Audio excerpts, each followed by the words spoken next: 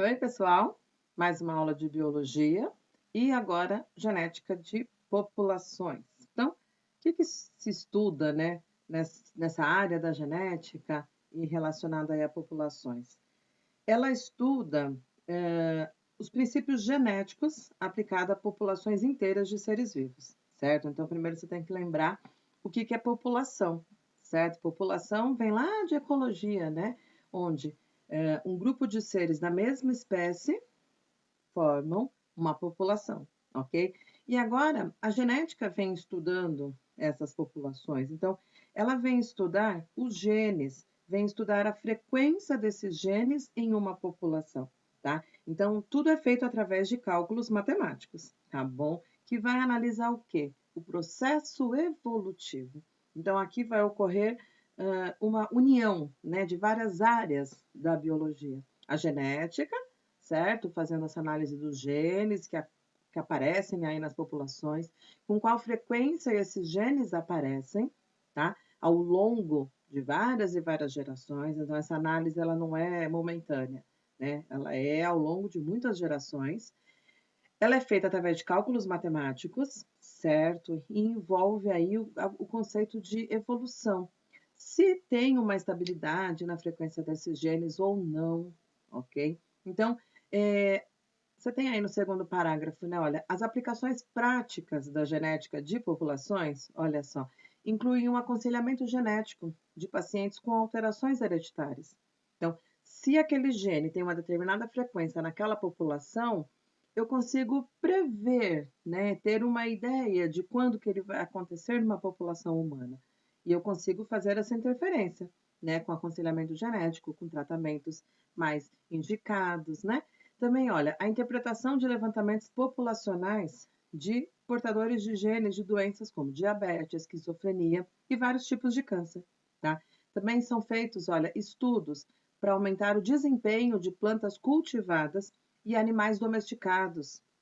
Análise de genes e genomas de espécies diferentes para estabelecer relações evolutivas. Então, eu consigo ter uma aplicação muito ampla, né, com relação à genética de populações, né, uma análise matemática da frequência desses genes. Então, para atingir seus objetivos, a genética de populações estuda o comportamento dos genes nas populações, investigando a ação dos mecanismos que alteram a composição gênica das populações. Que mecanismos são esses, né? São os fatores evolutivos. Eles é que vão interferir, né, nessa frequência gênica. Então, aqui, quem são esses fatores evolutivos? Fazendo uma revisão com vocês, né? Os fatores evolutivos são aqueles que alteram a frequência dos genes de uma população. Por quê? Porque a evolução, ela depende dessas variações na frequência dos genes ao longo das gerações, certo? Quais são os fatores evolutivos? São 4. Eles estão aí especificados, né, em laranja. Nós temos deriva genética, mutação, migração, que caracteriza aí o fluxo gênico, e a seleção natural. Então, mutação. O que é uma mutação? Mutação é uma modificação aleatória, né, casual, do material genético, tá? Uma coisa que não dá para você calcular bem, né, quando vai acontecer, como vai acontecer, qual é o resultado final. E essa mutação, essa modificação, ela, claro, vai alterar os genes, pode, né, alterar os genes e nisso ela vai introduzindo novas características, né, novas variantes genéticas na população. Através de uma mutação, uma nova característica aparece. Esse é um fator evolutivo que, claro, vai interferir na frequência de determinado gene. A gente também tem outro fator evolutivo, poxa vida, seleção natural, né? Que é o que é seleção natural? É o conjunto de situações do meio, certo? Do meio ambiente, que atuam sobre as populações, visando o processo de adaptação da população. Então, a seleção natural, ela age sobre as variações já existentes. Lembra, os seres vivos, mesmo sendo da mesma espécie, eles não são todos iguais. Nascem seres vivos diferentes, lembra? Por recombinação gênica, né? O crossing over acontecendo, por uma mutação. Seres vivos, eles têm uma variabilidade, mesmo sendo da mesma espécie. E aí a seleção natural age sobre essas variações. E aí de novo, altera a frequência de determinado gene. Outro fator evolutivo, migração. A migração, ela altera, né? Pode, né, na verdade, alterar a frequência gênica. Por quê? Porque provoca um fluxo gênico.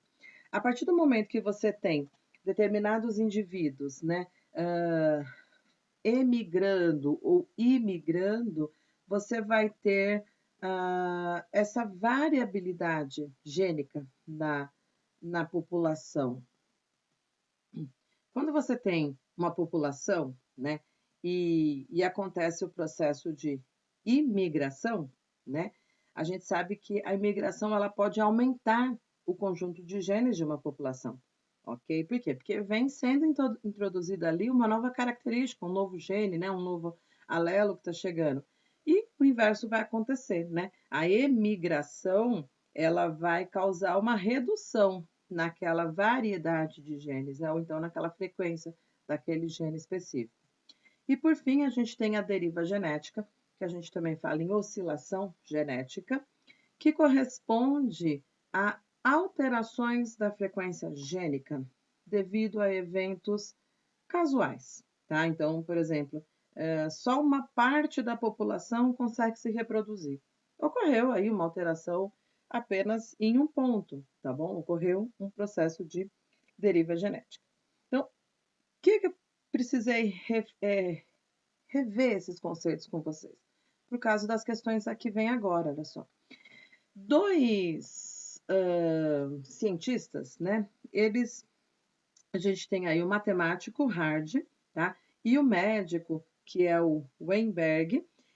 Eles publicaram trabalhos semelhantes, tá bom? Porém, de forma separadas, tá bom?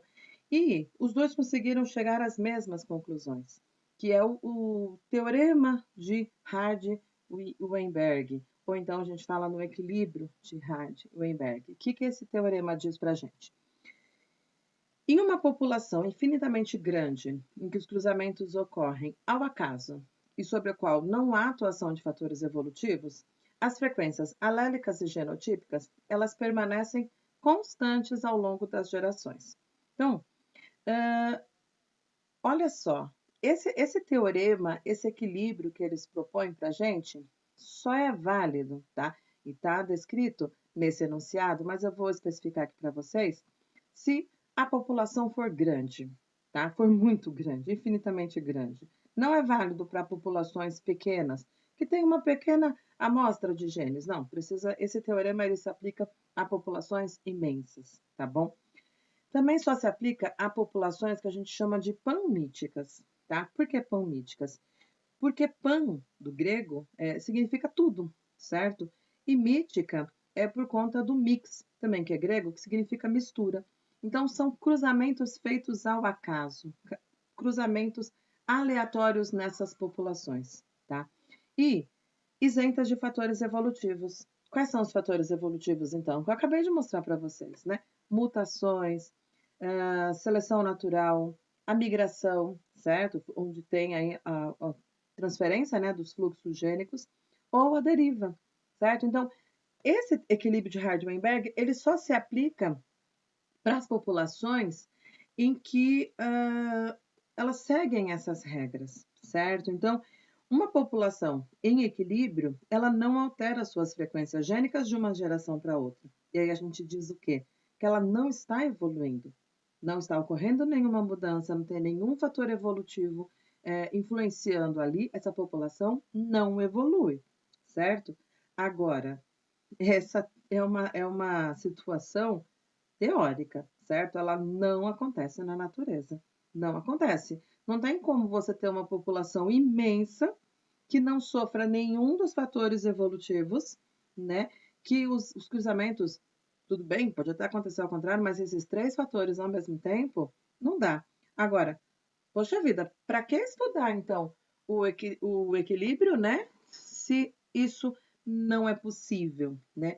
Então, esse teorema, né, esse princípio, ele estabelece um padrão teórico, certo? Para o comportamento gênico ao longo das gerações. Na prática, né, ele é uma referência para perceber se uma população se encontra ou não em equilíbrio, chamando atenção para os possíveis fatores que estão atuando. Então, se você tem uma população e você percebe que não está em equilíbrio, vamos fazer os cálculos. Opa, não está em equilíbrio? Então, agora nós temos que investigar qual o motivo, né? Qual dos fatores ou quais os fatores evolutivos que está influenciando ali? Qual é a mudança que está ocorrendo ao longo das gerações? Então, é um princípio, certo? Que ele estabelece se uma população se encontra ou não em equilíbrio, e aí nós vamos investigar. O que está interferindo ali? O que está influenciando e que está trazendo um processo, está acontecendo a evolução, certo? Como que a gente faz para calcular isso, então? Como que a gente calcula a frequência dos genes? Então, aqui tem um exemplo, considerando azão-azinho, certo? Os genes que a gente está bem acostumado a trabalhar, certo? Então, temos aí um par de alelos, azão e azinho. A frequência do gene azão se estabeleceu que ela vai ser representada pela letra P, tá bom? Frequência do alelo azão, simplesmente o azão, ele é determinado pela letra P, ok? A frequência do gene azinho é determinado, né, que é representado aí pela letra Q. E o que a gente consegue concluir com isso, né? Que P mais Q nos dá o total de 1, certo? Até aqui, ok, né?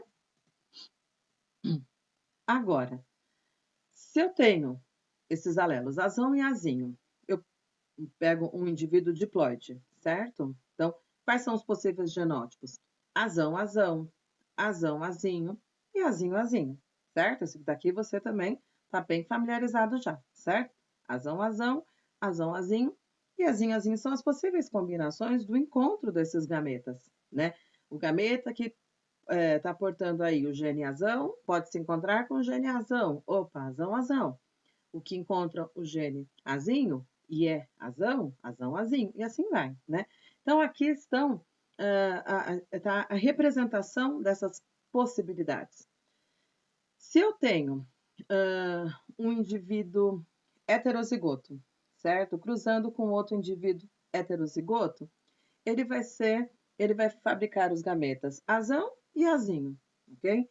E aí ele pode fazer com que o azão se encontre com o azão, a probabilidade é P ao quadrado, certo? A maneira de representar isso daí. O azão azinho, nós temos dois possíveis encontros, né?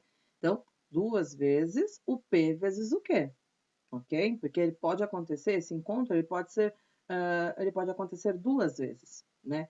E o azinho, que é o quadrado, que é a possibilidade dele. Lá em cima, está mostrando, né, e unindo agora essa fórmula, né, do P mais Q, que é igual a 1, onde P e Q é uma outra maneira de representar, né, esses possíveis encontros. Que a gente tem o quê? O quadrado de Punnett, né? Só que ali não está sendo colocado o azão e o azinho que a gente está tão acostumado a fazer.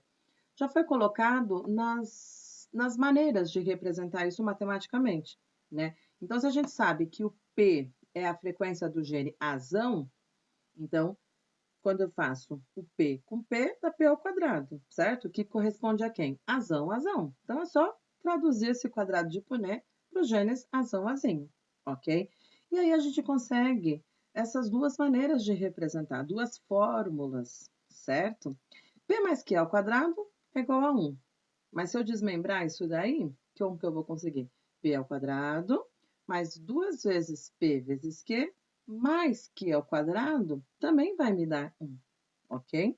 Então, como eu sei que P mais Q é igual a 1, o que isso vai mostrar para a gente? Que Q é a mesma coisa que 1 menos P. Então, eu consigo, através dessas simples fórmulas, né, dessas simples representações, calcular qualquer um dos valores. Eu calculo P, eu calculo Q, calculo a frequência do azão-azão, a frequência do azinho-azinho, a frequência do azão-azinho. Eu consigo calcular tudo, ok? E aqui, como essas fórmulas podem ser escritas, então, tá bom?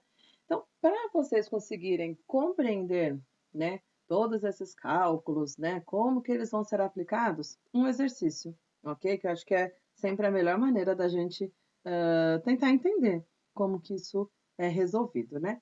Então, aqui tem um exercício simples, ok? Que dá todas as informações necessárias, tá bom? Então, a gente tem aqui, ó, em uma população hipotética de estudantes universitários, 36% dos indivíduos são considerados míopes, ponto, né?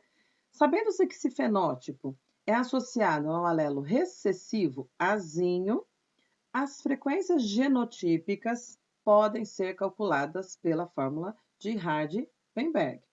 Nesse contexto, as frequências de azão-azão, azão-azinho e azinho-azinho correspondem a quais valores?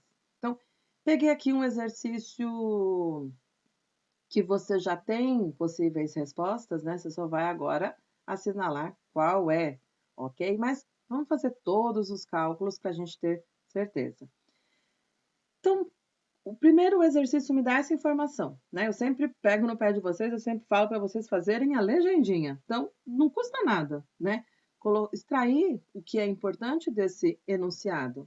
Então, o problema ele me diz que uma pessoa míope, ela tem o fenótipo, né? Míope, mas ela tem o genótipo azinho-azinho, porque é um alelo recessivo, azinho. Mas eu sei que para aparecer a característica recessiva tem que ser azinho-azinho. É a única maneira daquela característica se manifestar. Então, azinho-azinho.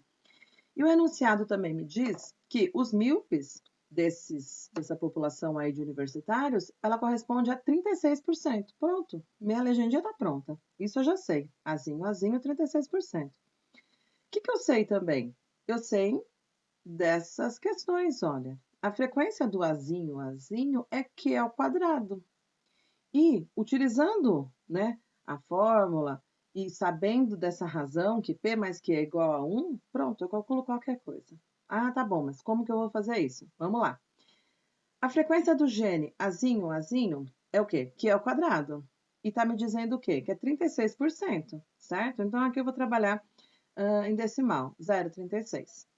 Então, a frequência de azinho, olha só, eu vou encontrar o valor de Q, ok? Eu sei que Q ao quadrado é 36%. Mas e o Q sozinho? Porque eu sei que P mais Q é igual a 1. Mas e o Q sozinho? Q sozinho, a raiz de 0,36, eu chego em 0,6. O que eu vou fazer agora? Vou aplicar na fórmula P mais Q. Eu sei o valor de Q. Eu vou procurar agora o valor de P. Simples, né? Então, o valor de P, 0,4. O que eu faço agora? Eu encontro agora a frequência do azão-azão. Azão é o quê? P ao quadrado.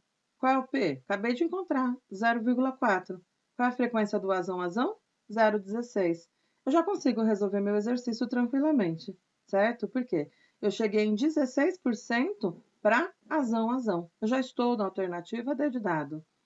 Mas se você reparar bem, sem fazer qualquer cálculo, você já saberia que a afirmativa correta ou era a B ou era a D, porque você já sabia que o azinho era 36%. Só faltava agora, descobrir qual era o azão para ir na certeza. Mas vamos terminar o exercício para ver como que a gente calcula o azinho, olha só. Eu sei que o azinho é P vezes Q. Eu já tenho os dois valores, é só fazer a multiplicação. O que eu tenho? 0,48. Então, eu tenho os 48%, fazendo com que a minha alternativa correta seja qual? D de dado, né? Eu tenho 16% para azão.